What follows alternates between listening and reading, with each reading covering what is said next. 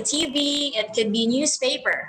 But nowadays, traditional methods are no longer effective because people are now engaged and focused to their gadgets, most especially to the Gen Z. So this time we'll be focusing on the Gen Zs. Now we will study the top 3 social networks. The big 3 networks we're highlighting are the most stable and consistently have the biggest number of users. So the first one we have is Facebook. Facebook is the network that needs no introduction and it's very easy to use. And even the people who age 50 to 70 are already using this platform. So this platform is applicable to everybody. Now for the Instagram, it is a social networking app used for sharing photos and videos with a smartphone. So the typical IG user is between the ages of 18 to 30, and over half of all young adults have an IG account. So usually the individuals who are using Instagram are millennials and Gen Z. So if your target population are Gen Zs and millennials, maybe you could consider this platform, Instagram. And the last one is Twitter. Twitter is a social network that facilitates the sharing of information through real-time posts. So if you want to be updated with the news, then I think Twitter is a popular place to go to see breaking news. And the network is popular with college-educated people under 50. So since Twitter is a platform where there are lots of brands, then why don't we use this platform to inspire and motivate others about the love of Jesus? So this is a very rare platform. This is a very rare platform wherein the church planters are using. So if you will plant a church, maybe you might consider using this one. Now let's study more about Gen Zs. So if your target population are Gen Zs, they actually prefer shorter videos for learning, and after 6 minutes, they lose interest. So if yung target population nyo are Generation Zs, you have to make sure that the videos will not exceed 6 minutes, because we Gen Zs are easily get bored. So Generation Z spends an exceedingly large amount of time absorbed in technology.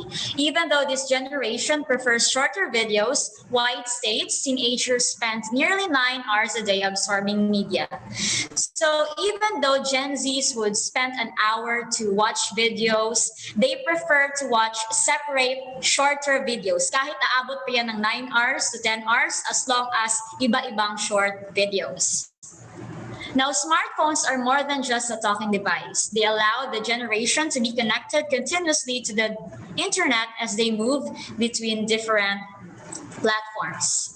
Now, thousands of young Christians are creating new venues for the gospel via new media, the internet, podcasting, blogging, and tweeting, among many others. So Gen Zs are actually talented and creative when it comes to technology. So why don't we utilize our youth to create contents and sharing the gospel through various platforms? Now, according to Bird, he concluded that much of the discipleship programs had lost their focus. He believes that discipleship should not merely be an assortment of facts and propositions for one to memorize, but a transformation of the individual. Like, what's the point of memorizing all of the doctrines if we were not applying it in our life? So we must focus on the growth of the person and disciple them. True transformational discipleship requires that Christians communicate in ways that Gen Zs can understand. So on what language? It could be through oral storytelling, video, social media, or online content. Therefore, the discipleship programs of the past will not be sufficient, will not be enough for reaching and discipling Generation Zs. So we must learn on how to use technology so that we can approach the Generation Zs. We can disciple them through using these platforms. Now, this is just an example of how to post some contents in social media. So we have this 80-20 rule. 80% of your posts should not be related to your church, except in a tangential way. So John suggests adding the example post images here, such as you're going to post a list of great Christian books that you want to suggest for your audience to read, a how-to guide for setting up a morning devotion routine, or an inspirational quote and image. From there, only 20% of your post should be promotional in nature. For example, you're going to post some announcement for the upcoming events of your church, information on your new series, or links to online services. Now, I'm not saying that we will not post content about SDA. I'm saying that we must also consider our audience, because most of our audience in social media are not SDAs. And if it's Generation Zs, they are actually got easily offended, especially if they have their stand on what they believe. So let's approach them without offending them, but to get them more closer to Christ, since Christ-centered man jud atong focus ani. Not too churchy, not too worldly, but relevant. Church planters that do too much self-promotion balance wrong and lose followers quickly. Remember, traditional advertising is already over. Social media works because users come back for all your good, helpful information. Then they begin to trust you and want to learn more about you. Now, this is just an example of an 80-20 rule content post. So this quotations, we posted this in Lifevine community page. So as you can see, it is not too churchy and it is not too worldly. And it is Christ-centered. Now, branding is their first impression of you. Now, here is the question that you need to ask before you will post. Will your message hit their hearts and make a lasting impact? Or will they want to ignore and hit scroll? So you need to put your shoes also to the audience. If ikaw ang mutanaw ani nga post, either imo siyang i-consider on reading it, or you will scroll.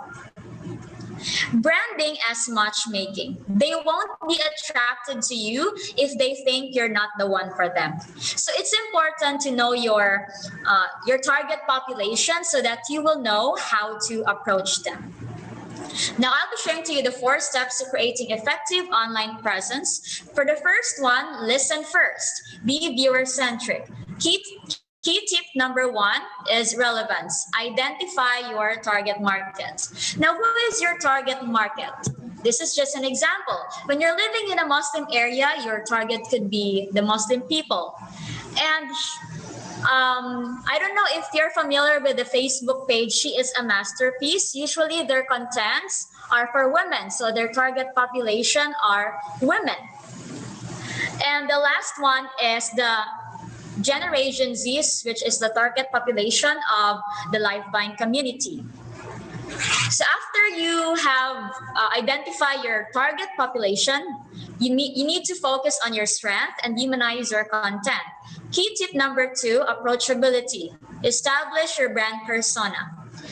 Now, of course, if you're going to make a logo, if you're going to post contents, you must also consider the colors.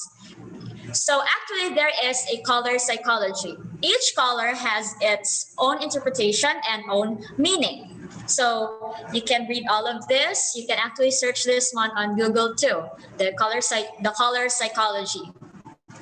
Now, I'll explain to you the story behind the Lifevine logo. It is important to have a story or a meaning behind your logo. Now, the key text of our logo is found in John 15:5. I am the vine and you are the branches. If you remain in me and I in you, you will bear much fruit. Apart from me, you can do nothing. So as you can see, I'm using my cursor. There is a transition from color black to green, because black, it could represent death, while green represents healing or life. Now, as you can see, we're using the image of a dead plant. And in here, we are using a fruit, an image which has a fruit. Now, if we don't have Jesus in our life, then our life will be meaningless. It will be full of darkness. But if we will accept Jesus Christ in our life, then it will turn to life. And it will bear fruits. So there's transition from a dead plant to a plant that bears fruits. Now, as you can see in the bottom, there is an 8 sign right here. So it actually represents infinity. So if we will accept Jesus Christ as our personal savior, then we will receive eternal life. And this green right here, the border color green one, actually it represents as a shield from the black border, which is the outside world, or a world that is full of darkness. So that is the meaning behind the logo of the Lifevine community. So again, you need to consider the colors. Now for key tip number 3, keep your communication one sight, one sound. You need to create consistent visual design and imaging. Now, this tip is actually what is the expected content by your audience. Like for example, in Mang Inasal, what would you expect from Mang Inasal? Of course, you would expect that their contents will be more about chicken, halo-halo. You will not expect them to post contents about soap products. So you need to be consistent in what you will be posting in the social media. Like for example, in Lifevine community page, our page is inviting, friendly, and inspirational. For the content plan ideas, what should the audience be expecting from your post? We have the Lifevine faces, covers, motivational quotes, motivational vlogs, and captions, which includes Vine with us and Vine flections, or the reflections from the Lifevine community members. And the last one is, you're ready to go. You must establish a clear call to action. So you're going to invite your users to like your page in order for them to follow your contents. Now again, this is just a review. The first one is identify your target market, establish your brand persona, create consistent visual design and imaging, and connect or invite your friends. Now our goal is not to post, but to get a response. So I hope you will also consider following our Facebook pages. Following our social media pages. We have Facebook, Twitter, Instagram, YouTube, or you can contact us in this number or Gmail. Now for the content creation, this will be the last one.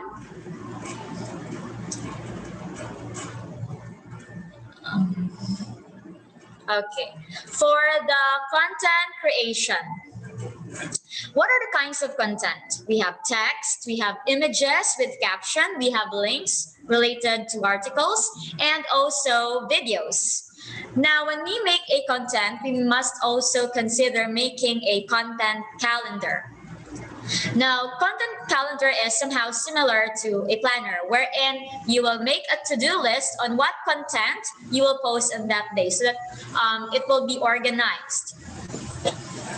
And of course, you need to consider the graphic design. So it depends on you on what platforms you will use. It could be Canva, it could be Adobe Photoshop. It depends on you. Now let's go through with the organic traffic. Now, what will come into your mind when you hear the word organic traffic? So maybe some of you will think as plants, since it's organic, or it could be traffic jam, since we're referring to the word traffic. But organic traffic is the people who see your content without paid distribution. Especially if you are still starting to establish your social media pages and you don't have enough budget to promote your contents, organic traffic is very useful. Now, the importance of organic traffic, there is free exposure, free promotion. It can lead to conversion, so they will be attracted to you and they will hit the like and follow your page. And also less cost since wala kayong babayarin. Now, the question is how to get more traffic. You can get more traffic through likes, hearts, or any reactions, and also comments, or through sharing. Now, how to establish this number of a lot of number of likes, number of comments, and share? So first is, again, you need to know your audience. What do they look like in common? How old are they? Nationality and gender. Like for example, in Liveblind community, our target population is Gen Zs. So when it comes to colors, Gen Zs would prefer minimalistic designs. So that's why our contents are also minimalism. And next is, you need to know where they hang out. So I have already explained to you the top three social media platforms. So you need to identify whether you will use Facebook, Instagram, Twitter, or YouTube. And of course, you need to make a to-do list. You need to post helpful stuff at least once every day. And also, you encourage your fellow members to share your page. Now, if there will be 5 likes and comments per day, there will be 150 comments per month. And if there is 1 post every other day, is 15 posts a month. So if ma-reach nila siya nga goal, then it can increase the organic traffic. So what will happen is, imuhang content mo first mo appear silang newsfeed if permi mo mag-post of content. So even though we are not particular with the number of likes, since our goal is to lead them to Jesus, it's also still important to have increased like, comments, and shared posts. It's because more people ato ang ma-reach. And surely, it would appear sa ilahang newsfeed first.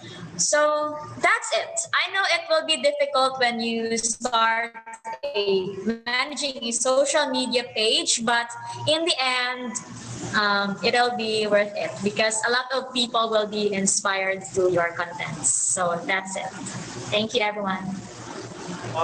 Coach Lee, I know you still have another lecture on tutorial on PM. On Canva, because our next speaker said he's still taking a shower. So to give you the time again to continue for the Canva, can you give a little tutorial on Canva, how to use Canva? Okay. Okay, so hello guys, welcome to Canva. Can you see my screen? Yeah, Is it clear? But before that, do you have any question regarding the first lecture?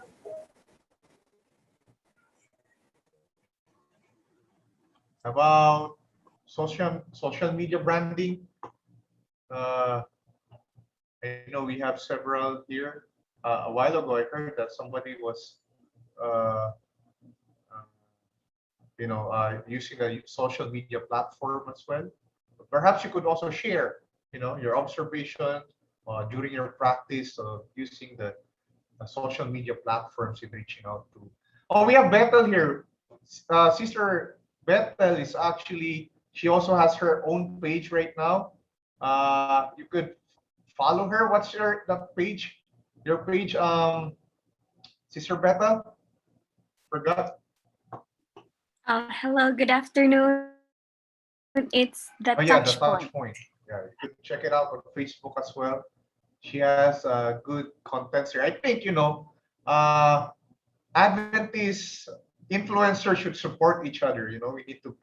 We need to push each other. To excel more on this area, because I know we still have a few Adventist social media influencers. So we need more, and we could, we Adventists, we need to support these people, because I think this is where we are going to. I mean, everybody is now online. I don't know anybody who doesn't have a social media account. Even my aunts, my uncles, my grandmother has a social media account. So I don't know anybody who doesn't have a social media account. And I personally believe that this is how the gospel is going to be preached all over the world, through these social media platforms. Perhaps you have, yes, Pastor. Yeah, to have some input. I'm not really into technology, to be honest. In fact, I have to depend on other people to create my page and whatever.